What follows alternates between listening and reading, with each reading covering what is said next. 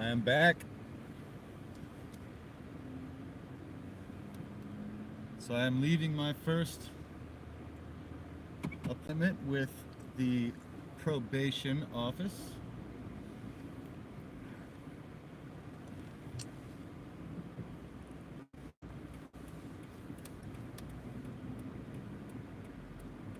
I'll wait till a few people show up here.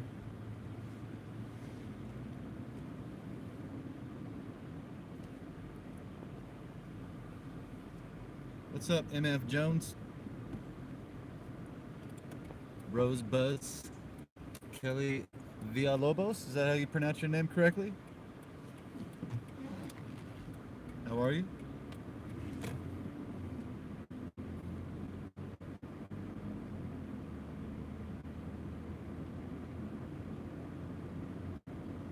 Ghost.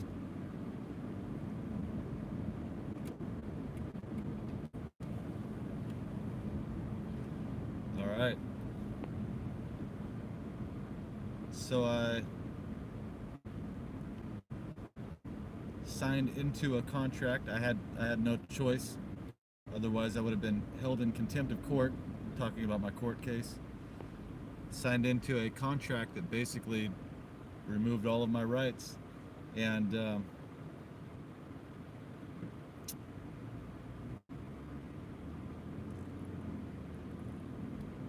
was lied to in court by the judge. Judge Herod, man, how can you just lie to people's faces and then tell everyone,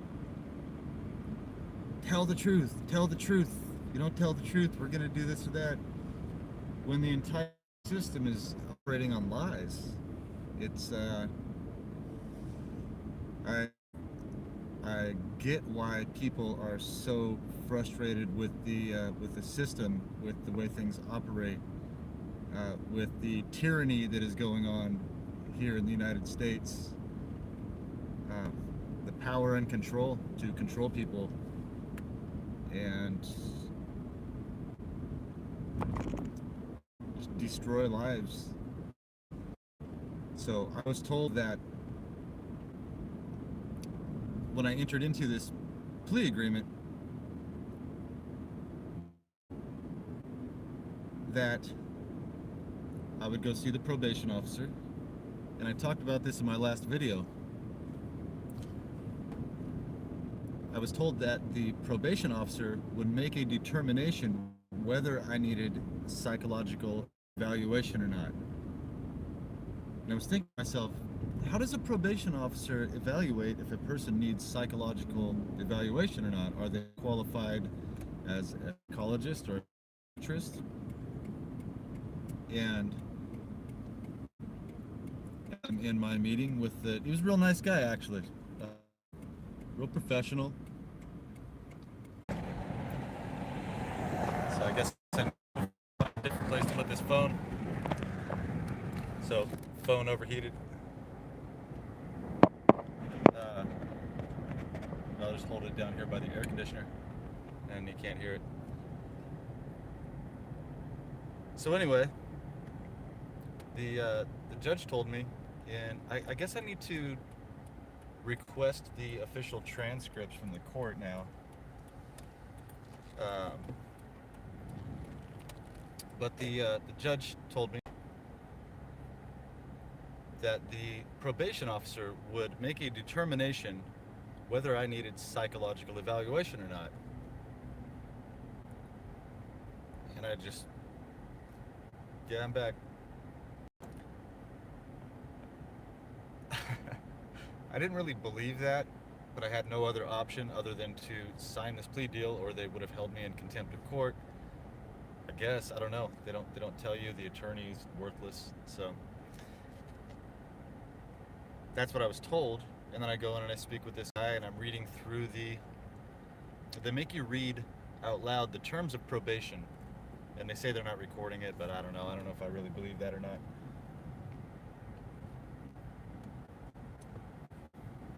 And one of the terms is that you will go to psychological evaluation.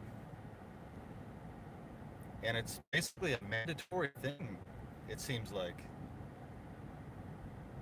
if they put it in there. And they had me sign these forms in the court before I was given the forms to read through them.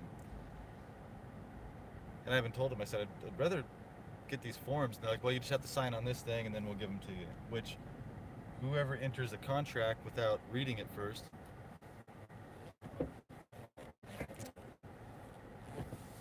let's see, I think I need to get my mail. So I signed them. I go to this meeting with the probation officer today, which again he seemed like a genuinely good guy. I don't know, it's hard to say, but I got a good feeling about him initially, and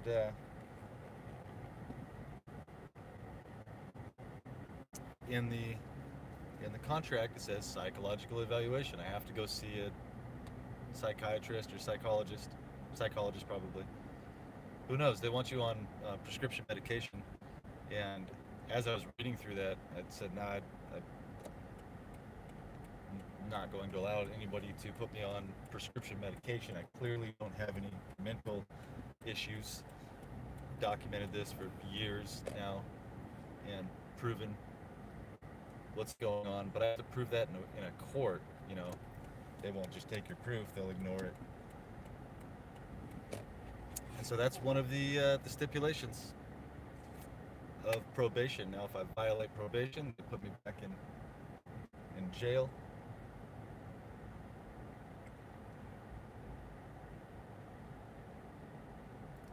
So it looks like I have to go to a psychological evaluator. No matter what I say to the psychological evaluator, they're going to give me they're going to just say I'm crazy. That's their goal.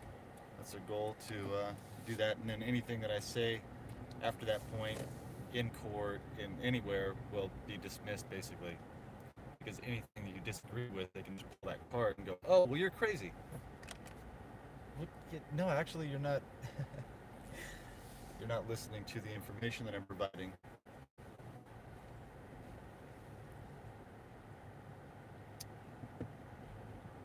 Uh, so we're in a rigged system. If you're not part of it, you're an enemy of it. Not because you're a terrible person or a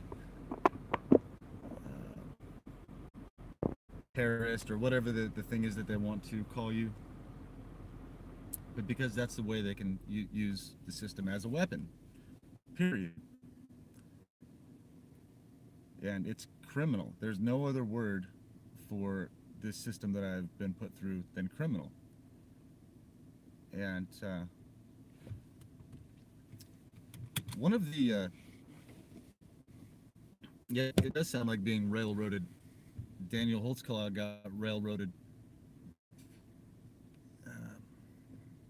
So that's exactly what's happening. There's, yeah, nothing other than that. So, you know, I can usually see the future, and I'm not talking about, you know, being, you can just kind of put you can connect the dots and you can see how things are operating and know what's going to happen in the future by what's happened in the past. And slowly deteriorate your life bit by bit, just small little increments, you know, little nicks, little cuts, little scratches, so to say, one after another. Death by 1,000 paper cuts, like in the book. It was written by Shinzu, The Art of War. Yeah, and we are in a war right now, and it's a war against the American people. A war against people in general. It's not just happening in the United States, but it's seems Masonic.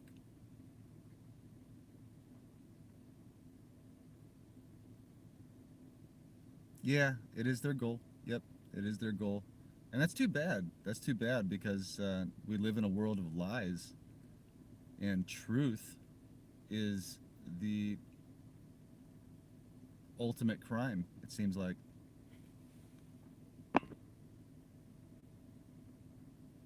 Why is this coming up? There's anyway, something's popping up on my phone here. uh, truth is the ultimate crime, and these people keep saying, "Tell the truth, tell the truth." I am telling the truth. One of the officers, the court officers in the courthouse that day, came up to me, and I wore body armor that day, just a regular bulletproof. I want to say bulletproof. There's certain rounds that would go through it, but I wore that when I went to court. Wore a long sleeve shirt. I didn't wear my suit that day. I just wore some jeans and a long sleeve shirt, and wore some body armor under that, just in case I'm shot. You know, I get death threats a lot. Yeah, just for my protection. That's all. You know, wearing body armor doesn't make you paranoid or anything like that. And here's proof of that. All of the court officers, when you enter the court building, and every other officer, they wear body armor, just in case somebody shoots them, right? To help them survive. So I wore mine that day, and that guy came up and asked me. He goes, "Hey, man, you can tell me to pound sand if you want, but are you wearing body armor?" And then he tapped on my chest to feel it, which, one, you don't just touch somebody without their permission. That's assault. So, I mean, I'm not, somebody can do that. I'm not going to say, "Oh, you assaulted me," because that'd be ridiculous. But the guy taps me on the chest and says, "Are you wearing body armor?" Well, you're tapping me on my chest. You're wearing body armor. You clearly know that I am. So I said, "Yeah, I am. I get a lot of death threats. So I thought I'd wear this on my way to court to protect myself. Make sure if they shoot at me, they have to get a headshot." And he looks at me with this real genuine look and says, "Thank you so much. Thank you so much for being honest." Let's see. Rupert Fellow says, "Are you a hitman?" No, I'm not a hitman. I'm dealing with people that are passive-aggressive hitmen, in a hive mind kind of mentality. All these people deep down are psychopaths, and they can't just get away with murdering people outright, so they do it in small increments and try to get people to kill themselves, act out in aggression, end up in a mental facility, take away their kids, take away all their property, just like the Stasi did in Germany.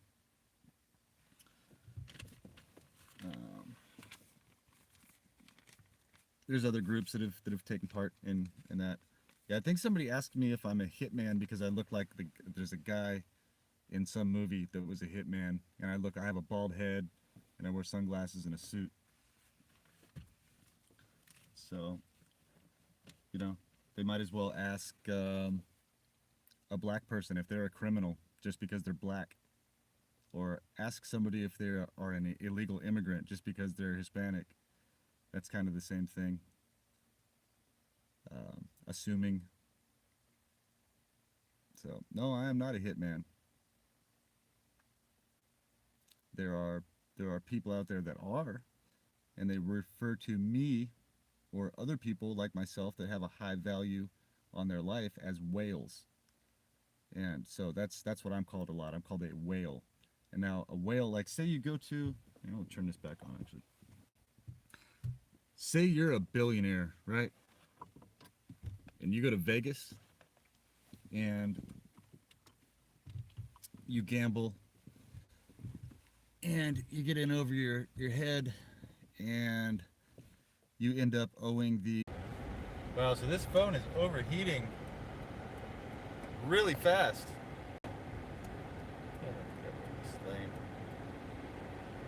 It's ridiculous how fast this phone is overheating. Now it's 108. It's 108 degrees here. And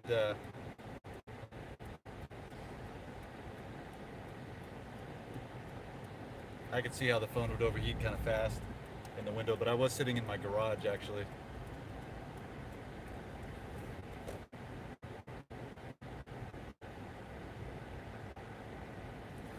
Yeah, so anyway, if you go to Vegas, yes, thanks for reminding me what I was talking about. If you go to Vegas and you spend a couple $1 million, good. spend a couple $1,000,000 that you don't have, and you owe that to the casinos. I don't know particularly which casinos would do this, but I've heard about this before. You spend a bunch of money that you don't have, and you never pay that back, they'll go after you and kill you. And those guys are called whales, because the hitmen, the real hitmen out there that will go kill people for money, for a couple, people will do crazy stuff for a few $1,000,000, right? Put their life on the line. Guys go into war, go to Iraq, Afghanistan, stuff like that, for a really shitty paycheck.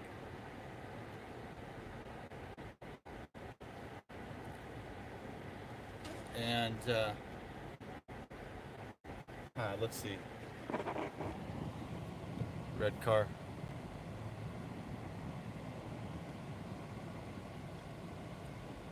White car. Red car.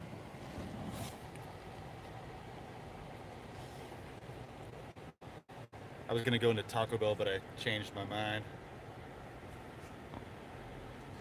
So anyway, if you're considered a whale, that means you have a large bounty on your head. And this isn't just from books or movies or anything. This is an actual thing that happens in real life. And I get called a whale quite a bit. When I do some really good journalism, I do a video talking about something that I'm really on point with. A hat will sell in my store. It's got a logo on it, got a whale logo. And then the message that's sent along with it will have something to do with me being a whale, or it's always a covert, roundabout message. And then if you try to explain it, and that gives them ammunition to call you crazy. Go ahead, dude. So it's a mind game. It's a PSYOP.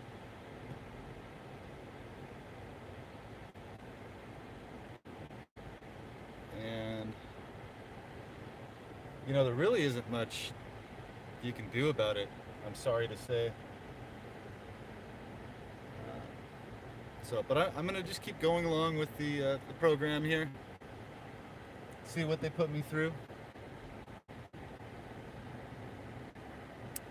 I asked to do combat cam, so you gotta. Oh, I better pull over. Here comes fire truck. Here comes the most beautiful rescue truck I've seen. Now what? Why is the rescue truck going over here? They have a call? 4th of July fireworks. Where's the call?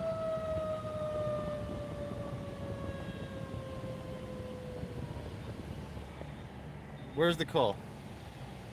Yeah, I'll stay back. I'll give this guy their space.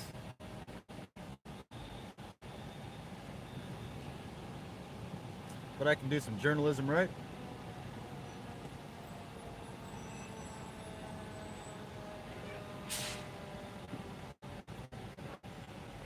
Look at that beautiful rescue truck, Avondale Fire and Medical. What's the call? I'm curious. Is there a gas leak? They've got their monitors out.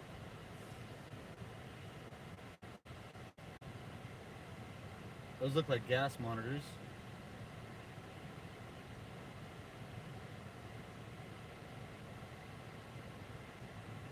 Huh.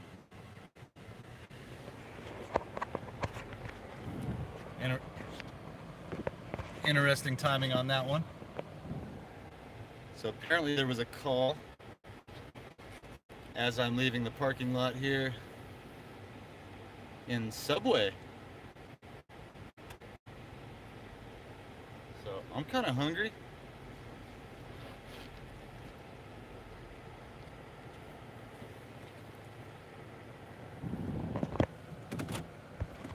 I'll go and get a sandwich.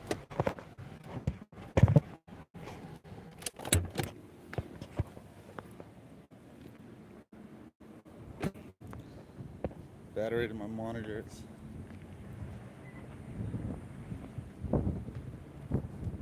Oh, huh. Door is locked. I guess Subway is closed for the call right now. It's Monday, July 1st. Door is locked. I can't go and get a sandwich. Must be a pretty intense call. Somebody must have had a heart attack or something like that. That is pretty interesting that if they are having a call right now that they would have gone ahead and locked the front door. So again, I'm not doing anything illegal. Not interfering in any kind of fire or police work. Just trying to go in and get a sandwich, maybe document what's going on.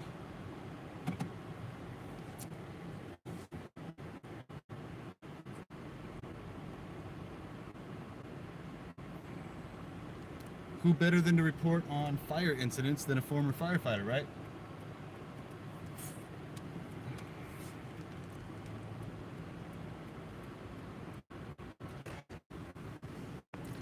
Yeah, I'd really rather not talk about my kids right now.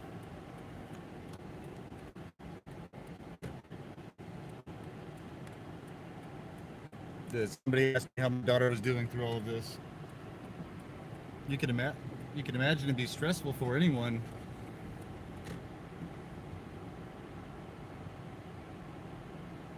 going through something like this. Anyone's children would probably have a tough time.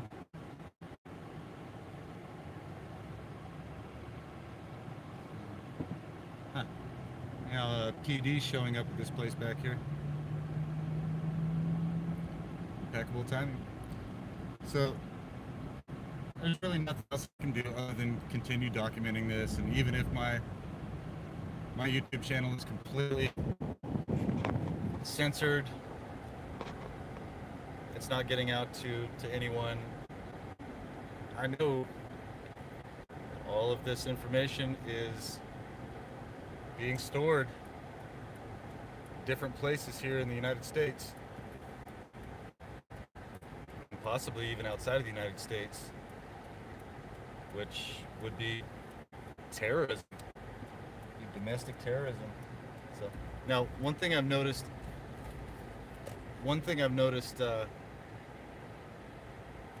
since I signed that plea deal, the people around me that are conducting some of the street theater skits and stuff like that, they've gotten really similar to what Nappy Head Roots goes through. The same type of people. Before I had more clean cut people driving nice cars, that type of thing, and now it's gone to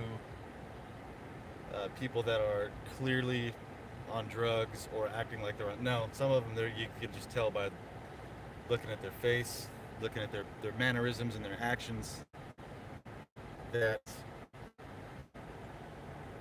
they've been on some kind of drugs for a while, and it's almost like they release these people out into the wild to go ahead and say, yeah, go out there, go do your job. We don't have to pay to keep you in prison, and then while you're doing this, you can keep being part of the economy, keep providing, keep purchasing items in stores, whatnot, stuff like that. So, yeah, I've just accepted the fact that this whole thing is bigger and more powerful than I could ever be on my own, and understand that I'm just going to have to go through this process.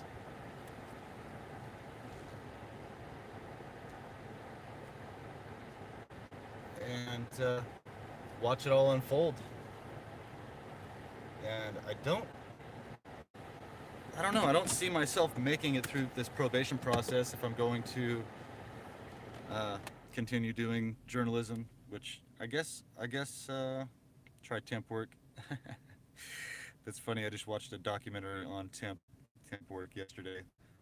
That's a racket too. I used to hire temp workers when I owned the pumpkin patch and the Christmas tree lot. And not that I wouldn't do temp work, but I can make more money doing other things, buying and selling antiques, collectibles, stuff like that. I can find something for $1, $5 that's worth, you know, $100 or $200 sometimes. Usually, if I go out for the entire day and I really search hard enough, I can find really valuable items that I can make myself some decent money. But that's why they want to shut down my eBay store. That's why they want to completely isolate me and not uh, allow me to continue that business because I can do well with it. It's what's one of the things that's helped me through this for so long is being able to do a lot with a little. So,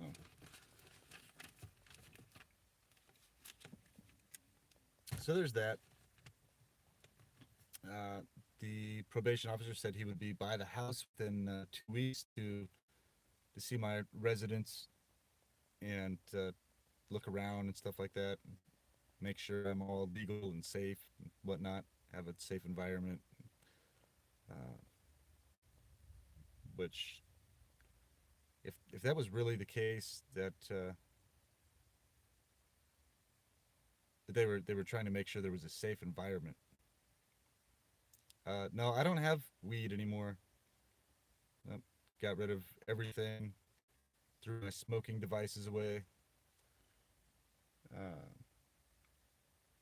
I'm still an advocate for that, but it's just not the smartest thing for me to do right now. It would help me still, uh, but no, I can't remember the last time I smoked any flower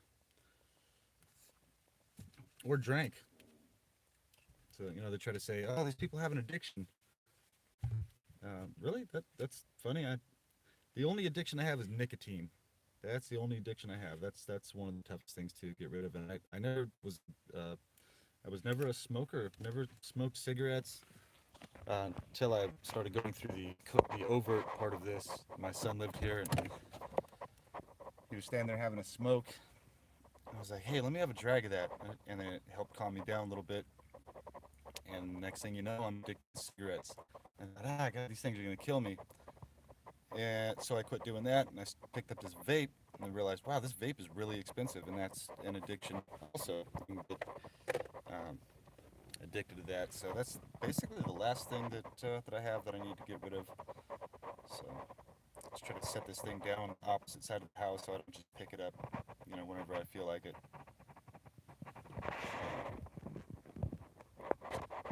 Yeah. So there's some neural linguistic programming going on right now, and I'm going to stop that. All right. So there we go. That'll help with the neural linguistic programming. Just trigger words that they'll use, things they know that are bothering you in your life. To go ahead and make sure they say those things to trigger you. And like I told the guy in there on the forum, he said, "What are on one of the forums?" He said, "What are your triggers?" Um, and I left that blank because I don't have any triggers anymore. I mean, there are triggers, things that would make me upset or that would try to make me upset, but I understand what they're doing, and it's like the bully on the playground standing there poking you in your chest. You go, "Hey, stop that!" And you're like, "What? Stop what? Stop what? What am I doing? What am I doing?" Just trying to antagonize you and trying to get you to react, and that'll never happen again. So, but I thought it was interesting that was on that forum, and I pointed that out. So, yeah. Anyway, I think I'm gonna go now. It's hot. It's over 100 degrees here in Phoenix. I'm sitting in my garage right now. I've got work to do, and not much money in my bank account. Probably $2, just like this guy uh, mentioned, the targeted survivor guy. Unless that was just another ridiculous coincidence. So, but I don't know. I like the dreams I've been having lately. They've been pretty positive. And you were watching Kevin Ship all morning. Okay, I maybe should I watch Kevin Ship also? Should I check that out? I've kind of checked out of watching a lot of that stuff. I was watching some Crowdsource the Truth the other day, watching Jason talk to Kevin about some different things. But Bill, not Bill Montgomery. Was it Bill Montgomery? Somebody Montgomery, part of the sheriff's department here. That, speaking of gambling, had a some gambling issues, I guess, and spent $1 million in some local casinos, writing checks from the sheriff's department. So I don't know if that guy was actually doing that, or they set him up to make him look like that because he was actually a good sheriff. It's hard to say. So I don't assume anymore. Gerald Sosby. Yeah, well, Gerald. I think of Gerald's name, Sosby, S-O-S-B. Kind of interesting. I wonder if that's his real name sometimes. Yeah, Gerald seems like he's been doing a lot for this whole thing. But all right, well, I'm home. I need to get some work done. Still got all this stuff out for the estate sale. Check this stuff out. It's all labeled, marked, ready to be sold. And hopefully that'll continue happening, and I can go ahead and pay these bills. Being on probation, by the way, costs $65 a month. So I have to pay $65 a month, and then I'm going to have to pay for a psychological evaluator as well, when I can hardly pay the bills in this place to begin with, and that doesn't seem to be an issue for them. Then don't really care. Say, oh, it's not about money. This isn't about money. Then if somebody explained to me what it's about, if nobody will listen to actual complaints from people that are going through this. It's a weaponized system, y'all. And if I die exposing that, then hey, that'll happen. Die, go to prison, whatever the punishment is for this whole thing. I'm okay with that. It feels good. It feels good. It's about love. Really? Like, what kind of love?